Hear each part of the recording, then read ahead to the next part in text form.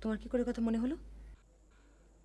চিরন্তন তোমার সম্পর্কে পাবলিকলি খারাপ কিছু বলে না, কিন্তু এটা আমি জানি যে সমস্ত ব্যাপারে তোমার যে ডিসিশন নেওয়ার ফাইনাল অথরিটি এটাও মানতে পারে না। তাহলে তুমিই বলো আবির, আমি ইন ফিউচার কাদের ভরসায় কাজ করব?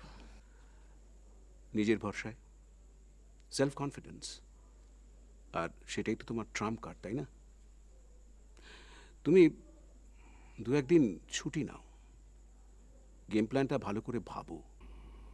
আমি এদিকে দেখছি যে যারা এই ব্যাপারে ইনভলভড তাদেরকে খুঁজে বার করা যায়। রাইট। কি হলো? সেদিন যে আমি গড়িয়া ফ্যাক্টরিতে যাব সেটা তো আগে শিডিউলে ছিল না, হঠাৎই ঠিক করা হয়েছিল। আর সে খবরটা জানতো একমাত্র জোজো। সে কি? ও তো তোমার কনফিডেন্সিয়াল সেক্রেটারি। কটা বাজে? 8:30। চলো কোথায়? এসো না।